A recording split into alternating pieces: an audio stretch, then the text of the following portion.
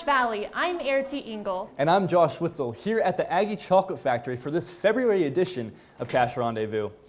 We've all either been on or heard stories about crazy dates. With it being Valentine's, Ariana Piper was curious about Aggie's worst day experiences, so she asked them about them.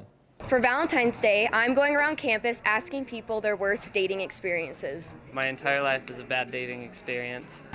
I unknowingly held and fed the baby of the girl that I was dating. That's it. I saw him attempt to break and enter to his own apartment to start it off. Later, he stole 5 pairs of sunglasses from Walmart and then told me in the parking lot. But one time, a girl made me pretend to be a velociraptor with her. She was the mama velociraptor and I was the baby. All we had to talk about was box elder bugs crawling around everywhere, getting into our water and drowning. And that was about 30 minutes of conversation. We went to Rodizio Grill, which is where they have the big skewers of meat. And so when the guy was cutting off a piece of meat, he went and stabbed me through the finger. So I'm sitting there bleeding profusely. He stole $20 out of my car when the date was ended. And so I took him home and unmatched him in the parking lot. Turned out my boyfriend was engaged for 3 months while we were dating. I think, the night can't get any worse. And then he runs into a lamppost. I leaned in and she swerved me like really bad, like moved the cheek.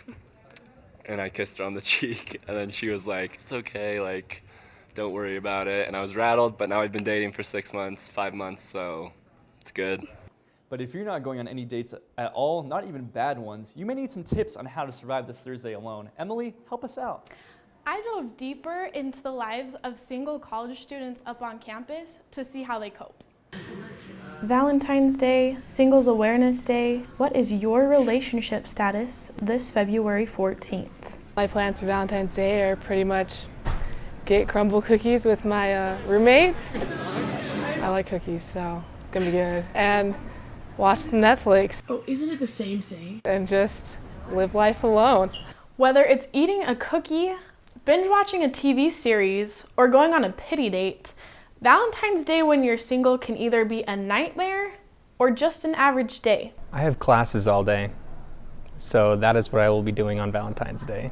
I will be at work during the evening as well, so Valentine's Day, being single, it's not that big of a deal to me. I mean, I've always got my mom and my dog.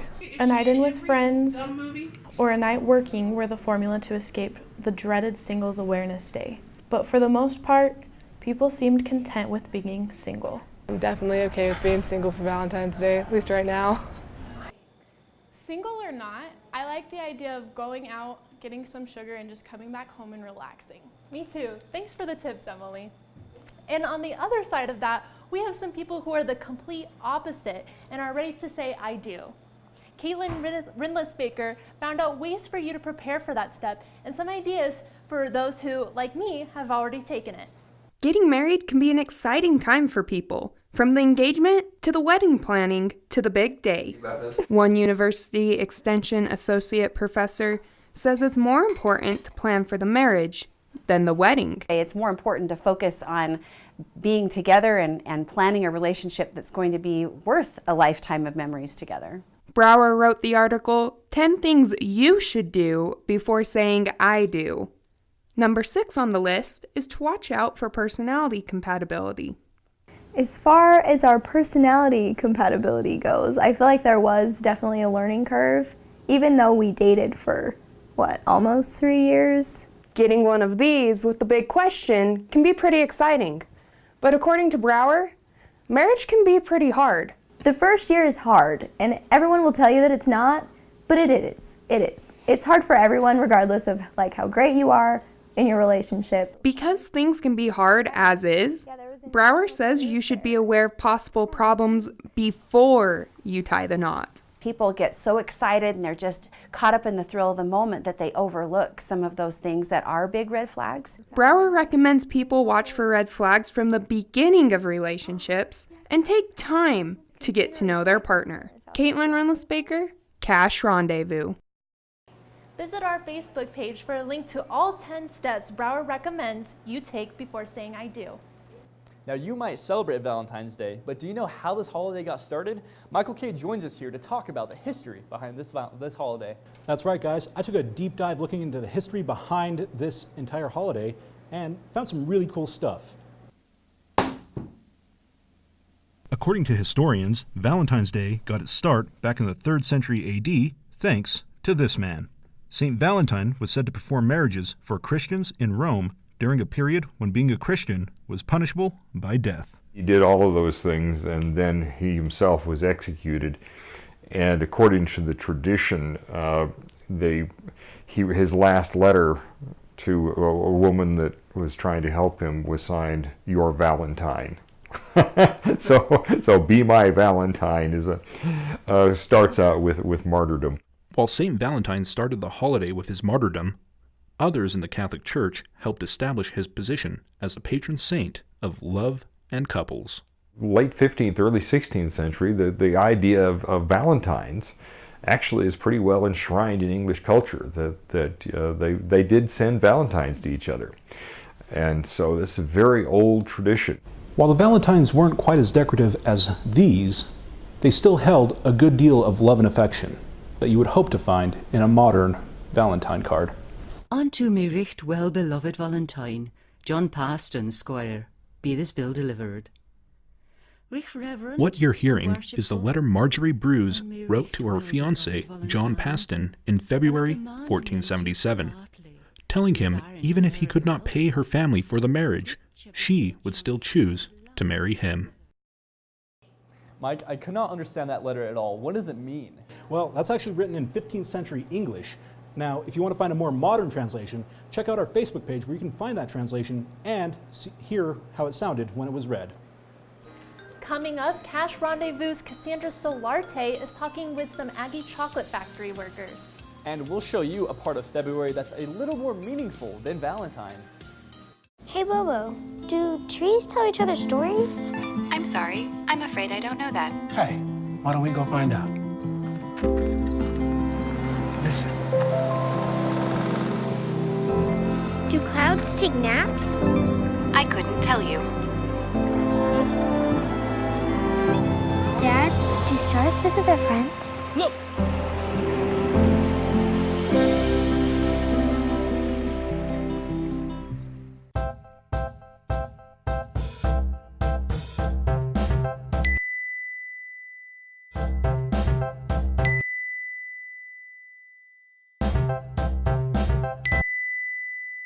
Planning the right amount of food is hard. The Guestimator makes it easy.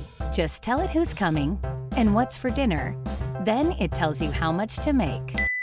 And yes, it even plans for leftovers. Try it at SaveTheFood.com.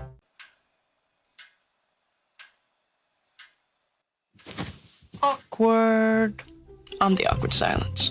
You try to avoid me, then there I am again. But an awkward silence can be a great thing. Like Kelly here is about to demonstrate. You haven't really been yourself lately. Are you okay? Find out how you can help a friend with their mental health at seizetheawkward.org. Hey you! Yeah, you! Getting that college education? What are you gonna do? Graduate and take some office job? Be like everybody else? Or will you dare do something different? Like, be a teacher. You could be my teacher. You got the skills. The smarts? Yes, you. You could be the teacher I never forget. That'd be cool. Does that corporate job even have recess? What are you gonna make of yourself? What are you gonna make of me?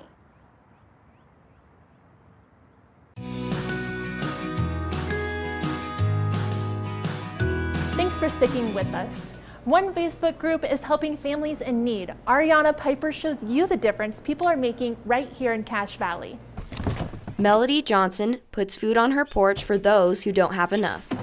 I offered to put a box out on my front porch, and it's kind of gone from there. There are 7 donation porches in the valley. The Johnson family is one of them. I try to make sure that the most people can get the most out of it. So I separate them into bags, and a lot of them are refrigerated items. If you are donating items, you can place them in the box here or in the fridge. Overall, it's a very beneficial and much needed support for this community.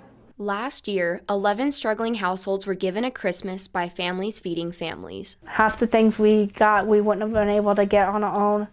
We couldn't do Christmas. I could not do Christmas. Although similar, there is a difference between the food pantry and Families Feeding Families. My understanding is they work with more individuals, families and things, and we work with more of the grocery stores and kind of the retail side of things. Despite their differences, both want to do all they can to make sure that no one goes hungry in the valley.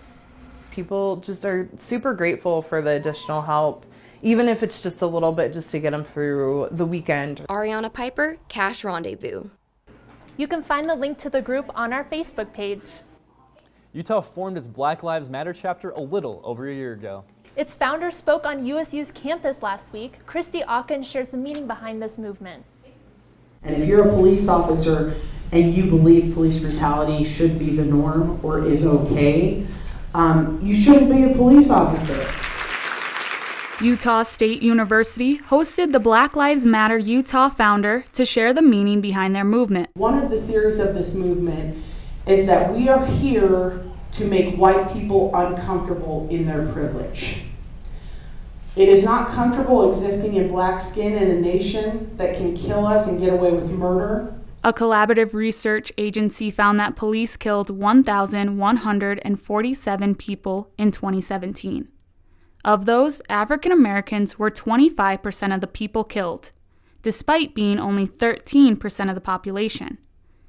They are 3 times more likely to be killed than a white person, and 30% were unarmed when shot. And they kept running over the Mike Brown Memorial. Minority students at the event say they were glad Scott didn't sugarcoat the message, and say they have experienced forms of prejudice in their classrooms. There's microaggressions in the classroom, and these things are not being addressed in the classrooms, and that also affects students academics and just mental health. Christy Ocken, Cache Rendezvous.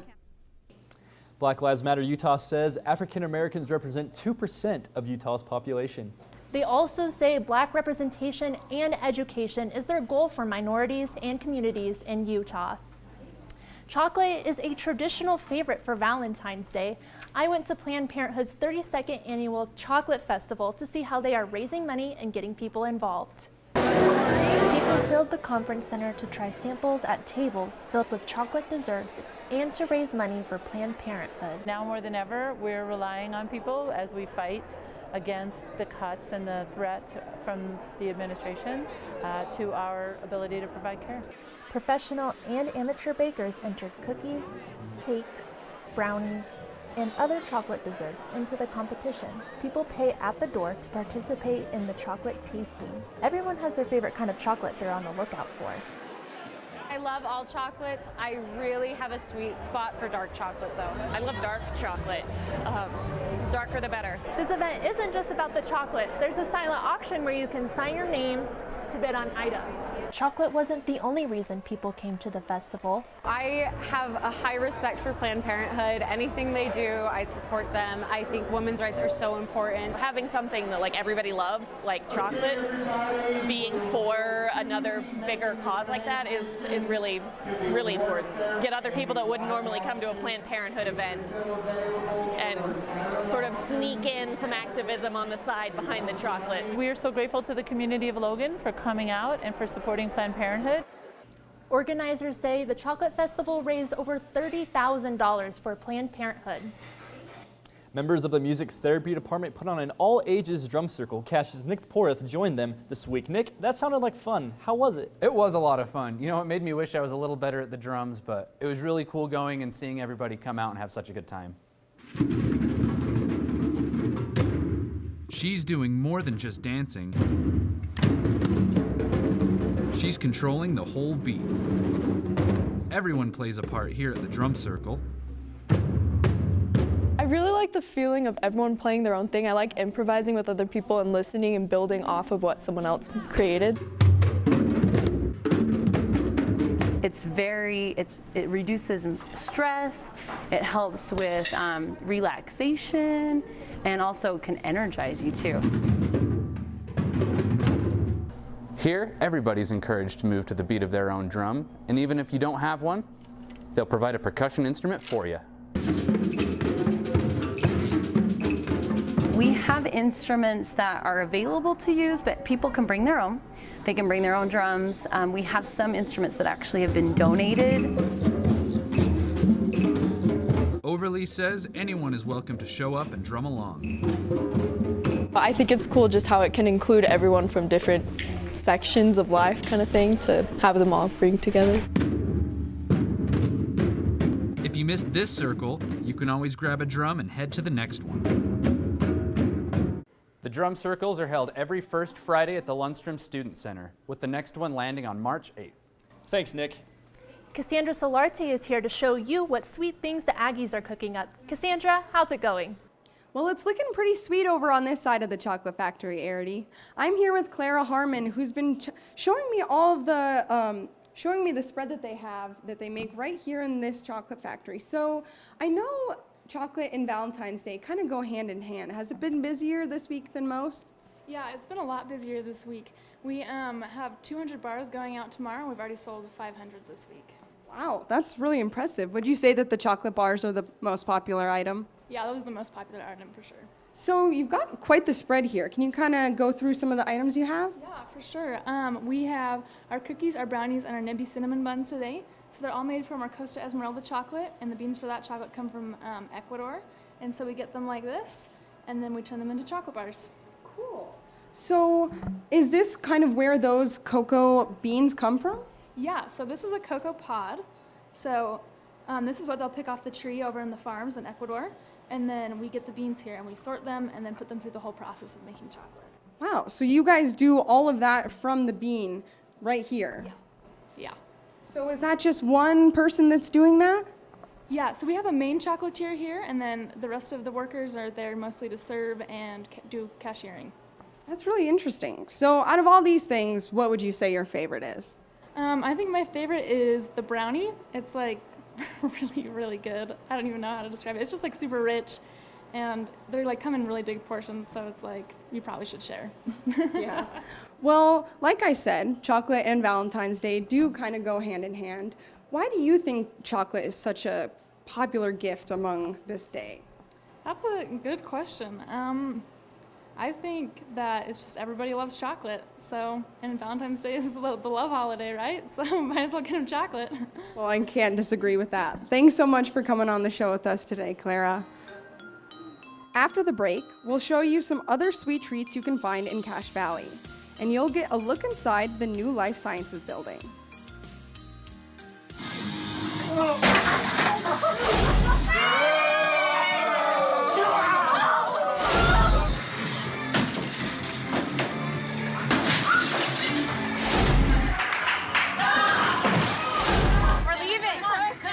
Most party fouls are pretty dumb. But if you decide to drink and drive underage, you could lose your license and your freedom. Underage drinking and driving. The ultimate party foul. Patriotism. It inspires passionate debate. It's worn like a badge of honor with good reason. Because it means love and devotion for one's country. But what really makes up this country of ours? It's the people. To love America is to love all Americans. This year, patriotism shouldn't just be about pride of country.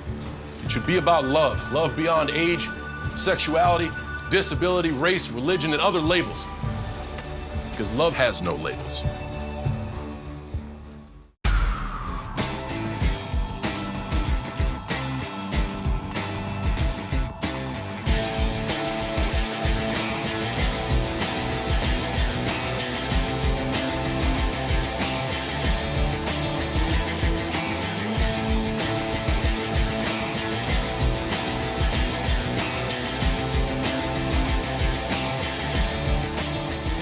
Come and try the strength and conditioning class. Train like an athlete.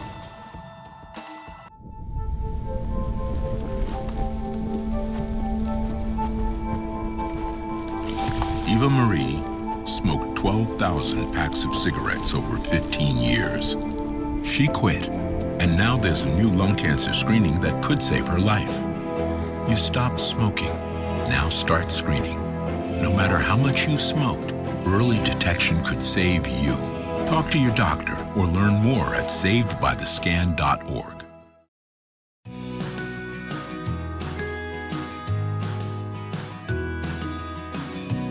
Thanks for sticking with us.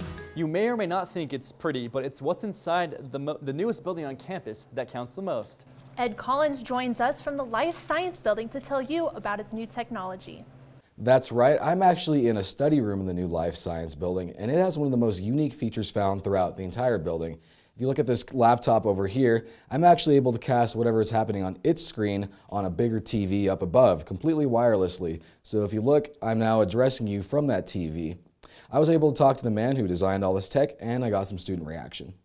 Automatic doors have been common tech for a while now, but what's inside the new Life Science Building is far more advanced. This is the active learning space, which Academic Instructional Services says is designed to get the students more engaged in learning by doing activities. And so in order to do that, you need to give them the facilities to be able to do that. The classroom has 12 stations with 12 separate TV or projector screens. This allows students to work within groups, but then share their work through the professor's control panel. I think there is a need for active learning, but will it go for every class? No. You're going to need your traditional stand-up and lecture type classes to get the content over. That's why the building also includes a large lecture hall that includes its own set of perks. I particularly like the new lecture hall that I'm in. I find the seats to be comfortable. It's easier to focus than in some of the older buildings that I have classes in. Bethany said that, like these students, she uses the study rooms here, but struggled with the wireless connectivity. I found it slightly frustrating, but with the people I was studying with, they had laptops that were compatible with the cords that were available, so it didn't end up being too big of a problem. Just like the building itself, which took nearly 2 years to complete and decorate, Shane says that time is also a factor for technology. I think if you're just patient, the technology will work. It may not be seamless for you the first couple times, but it will work. Shane Thomas told me that Academic Instructional Services have offered and will offer more workshops for anybody wanting to learn how to use the tech in this new building. Live from the Life Science Building, I'm Ed Collins, Cache Rendezvous. Thanks, Ed. So have you had a chance to actually go into the newest building on campus? To be honest, I don't even know where it is. Have you been there? I haven't, but I've heard it's pretty nice, but I also heard they have technical difficulties. I don't know what's going on, but I might have to go check it out sometime. Yeah. You usually go to art museums to look at art. Our Cameron Kelly shows you a museum that is helping you create it. There you go. A kid makes his own button at Community Art Days, the event where friends and family can practice art for free. I'd like people to come on a regular basis knowing that if they need an outlet for art, every month we provide one for them. Each Community Art Day has a different activity for you to try, like button making, where you could draw your own or cut out a template. You can pretty much put a button anywhere you want, but also you can put whatever you want on that button. So it's fun for all ages. I think adults loved it more than the kids. For parents, I'm totally satisfied. I was really pleased. It's one of those events where parents have more fun than kids. So I fully endorse those types of events. For students, it was really fun. I don't really do anything artistic right now, and so it was cool just to be able to color and do something different than studying for class. Employees want Community Art Days to bring more people to the museum. I hope that everyone who comes can kind of help spread awareness about the museum, and so we can get as most people as possible to the next Community Art Day. Cameron Kelly, Cache Rendezvous. The next Community Art Days will be on March 23rd in the Nora Eccles Harrison Museum of Art. That was really cool. I personally like the ATV news button. Yeah, that ATV news button was really cool. This is the kind of art that I need because I am not good at art, so anything that will help me get something done better, I could use that help. I totally agree. Can you see where your food comes from? When you go out for breakfast, Cache Rendezvous' Bobby Russell takes you to a restaurant located right on a farm. Bacon and pancakes work together, and so does family here. Most people regret that they just didn't work a job they liked and they didn't spend enough time with their family, so I'm kind of getting them both taken care of in one shot. Gibbons Green Gate Farm has been open for almost 5 years. Managers say it is a unique experience to see a business grow. Doing what we're doing, there's a lot of different aspects. Here, you can see where your eggs come from. Food you eat at this restaurant comes from this farm. Thank you. Thank you. Jared says he loves working here because he likes all of the parts of it. Been able to take different interests of mine and put them together and use them here on the business. Chefs say having a small space creates a country home experience. Stay little so that you can really give your best and not feel overwhelmed. Bobby Russell, Cache Rendezvous. Jared says all their advertising is by word of mouth. You may call your Valentine honey, but today we are talking about a sweet treat. Ayana, you visited a shop that is celebrating something pretty special. Yeah, that's right. So in Cache Valley, there's a locally owned business that's celebrating 90 years. So that's a huge deal, right? So I went and visited them to see how they got to all their success.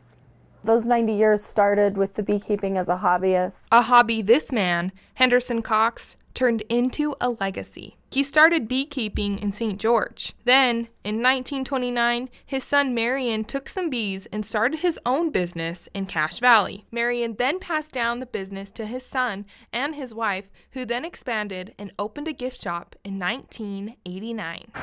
Now, 90 years after Marion set up shop, the Coxes say it's the customers that makes them successful. We have a lot of customers that's just like family. 3 Cox sisters run the store. It's brought us closer together as sisters working together. Cox Honey is a 5th-generation family-owned business. The Family Business Alliance says only 3% of family businesses survive past the 3rd generation. Callie says their dad is the secret to their success. Instead of just focusing on quantity of honey, they focused on quality of honey. Callie said that something that makes their shop special is that their gift shop is only about 10 steps away from where they manufacture honey, which is just right inside this building. Inside the factory, Callie says that customers can refill their own jars with honey. It's a great way of recycling. It's a great way of saving money. The Coxes say they hope to bring customers more sweetness in their life when they visit. We want to make sure people are happy when they're here. I think one of the coolest parts about Cox Honeyland is that you can actually take the jar down there and fill it up with honey. That's really cool. Yeah, so it's really sustainable. And one of the coolest things also is that they don't just make honey that you can put on butter and scones. They also make popcorn, so it's similar to like caramel popcorn but with honey. Do you guys want to try some? Yeah, I want to try some. Cool. It's really sticky, obviously. Well, that's kind of honey, right? You're not wrong. Have you tried some? Do you like it? I do like it. It kind of melts in your mouth, right? Yeah, I think I like it better than caramel popcorn. Yeah, it's different. I'm not a huge fan of caramel popcorn, but I could get on this honey train. It's not too bad. Well, they don't just have popcorn. They have all kinds of like baskets that you can give. It's perfect for the holidays. So if you're still looking for something for Valentine's Day, check out Cox Honey because they have some really cool baskets. Do you have a Valentine this year, Josh? I do not. I am single. Oh, man. There's still time. It's not till tomorrow. And thanks for joining us today for this February edition of Cache Rendezvous. We'll leave you with some shots of the Chocolate Factory. Have a great week, Aggies. Happy Valentine's Day.